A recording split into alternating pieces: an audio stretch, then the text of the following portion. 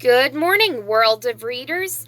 I am Book Dragon Erin, and I would like to welcome you all back to my booktube channel, where in this week's video I will be discussing 3 books that I did not finish reading. First book, His Sweetest Sin by Mink. Now, Mink is one of those authors who only goes by one name, so Mink is...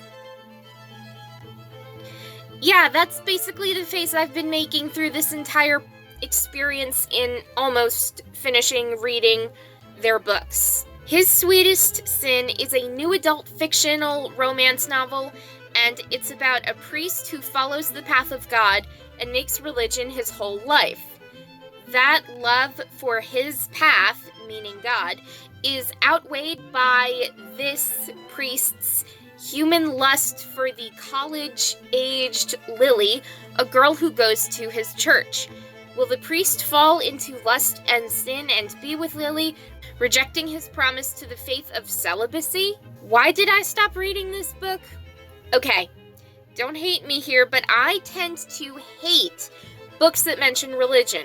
Another thing that I really hated about this book is the controlling parents theme, which gets under my skin the most, and Lily's mom does all that she can to control her.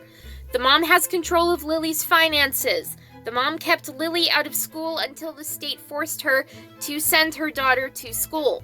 The mom refused to let Lily be around all and any men, and even though Lily doesn't live at home anymore, her mom still tries to control her by demanding daily phone calls to ensure that she isn't around men.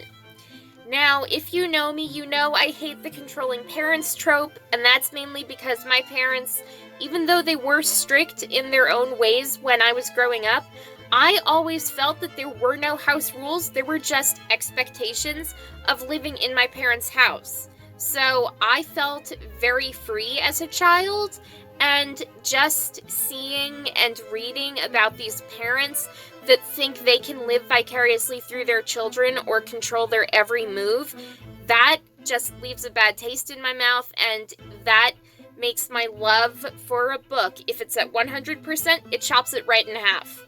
The mom really ruined this book for me, so I stopped reading the book less than 10 pages in. I'm not even joking. I'm sorry to Mink, the author, but this book just really wasn't for me at all.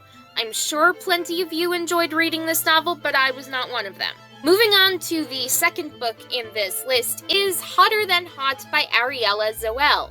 This is a contemporary fiction romance novel between 2 guys.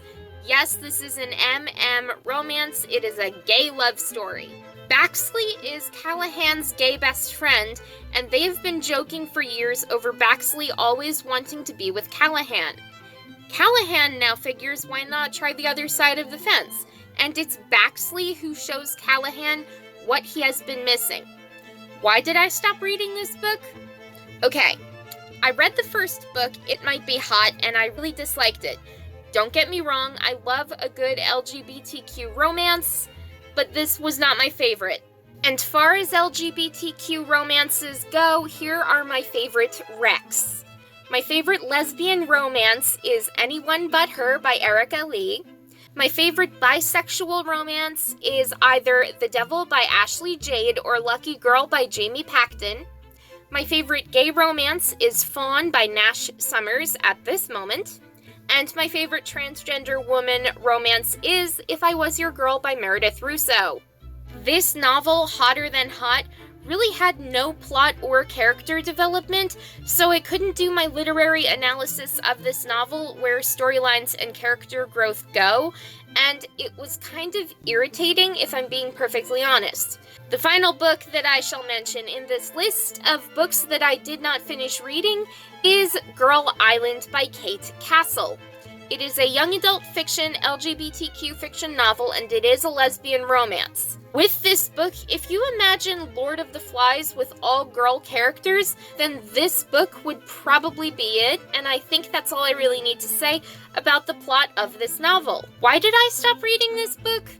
I was hoping to read another lesbian romance as cool as Anyone But Her, but I was left so unsatisfied because the pairing was so slow to develop, so much so that I barely got into it and really didn't know who to ship, which was so aggravating.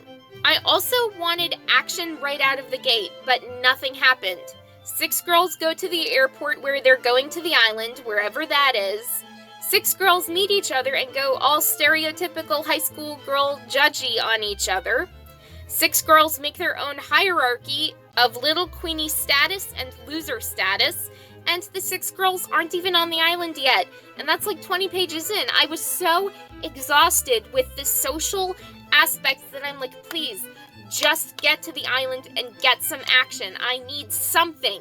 And this book honestly didn't have it as soon as I would have liked. I only read a few chapters into the book, but I wasn't impressed or obligated to finish the book, so I set it aside and I haven't picked it up since. Now, if I was promised that the book would get better quickly as the novel develops, I might just give this book another shot, but I don't see myself doing that anytime soon. My apologies to Kate Castle, but I really didn't like this book. Anyway, that is all for today, so if you enjoyed this video, hit that like button to show some support, subscribe to my booktube channel to get more videos like this, turn on that notification button to be notified when I upload brand new videos to my YouTube channel every single Sunday. Keep on reading and have a great day, everyone!